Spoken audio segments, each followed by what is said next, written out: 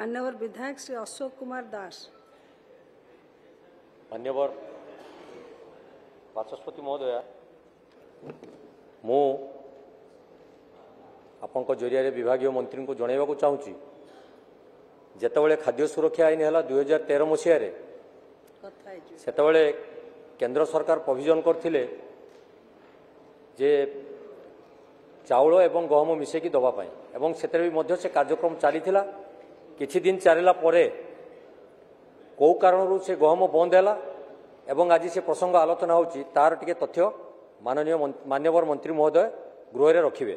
द्वितीय कथा अच्छी आ गोटे प्रसंग को जीवी जे आमे जो केवाईसी प्रसंग को ये आलोचना करिछन गृह रे एवं नियम करिसंती एक मास भितर लोक माने केवाईसी न करले तांकर रेशन कार्ड प्रोविजन कटिजिवो। एटा गोटे संवेदनशील घटना होईची।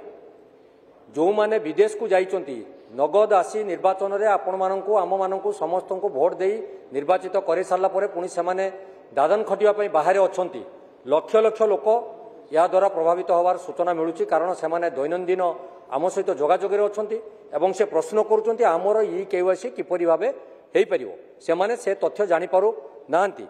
आमे जेतेबेले तांको कहिलु जे सरकारनकर आईन अनुसार बा सरकार नियम करुचंती बोधे जे तमे सेठारे ठिबा रिटेलर पाखु जाओ किंतु साउथ इंडिया रे जो माने दक्षिण भारत रे अछंती से मना करुचंती जे तांको रिटेलर माने एटाको ग्रहण करूनांती। से कहते ना ना ये कार्यक्रम आमर बहु आगु सरी जाइए तेणु एठी से व्यवस्था नहीं।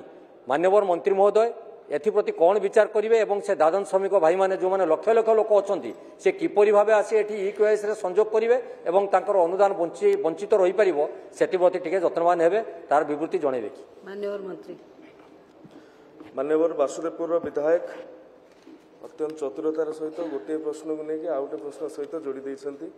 प्रथमे गहमर कथा कहले तापरे मूल प्रश्न दूरी जाई मु दुईटी प्रश्न उत्तर देबे। गहमर कथा जो कहउछंती आपण चाहिछंती जे 2015-16 रु 2022-23 पर्यंत केंद्र सरकार आवंटन करथिबा गहमर परिमाण और राज्य सरकार आवंटन करथिबा गहमर परिमाण मो पाखरे उपलब्ध अछि। मु एताकू परिसंख्यान देकी गृहर समय नष्ट करने को चाहूना ताकू आपण पाखरे प्रदान करा जिवो एवं राज्य सरकार को अनुरोध क्रमे तत्कालीन राज्य सरकार को अनुरोध क्रमे केंद्र सरकार गहम दबारू निवृत्त रहिले एवं आपण जो केवाईसी रो कथा कहउचंती निश्चित भाव में हिताधिकारी जो तथ्यावली रही आपण गत दिन मानकरे भूत कार्ड आ मूसा कार्ड कथा आपण निजे ही कहिसंती। यार अर्थ विगत दिन मानकरे जो भली भाव में बंटन व्यवस्था रही अस्वच्छता थिला सेथिपई भूत कार्ड बा मूसा कार्ड बा मला कार्ड ए कथार आसुला तेणु यह स्वच्छ करने आपणक परामर्श क्रमे राज्य सरकार ये स्वच्छता नीति को अवलंबन करिसंती। केवाईसी होची तार एक माध्यम।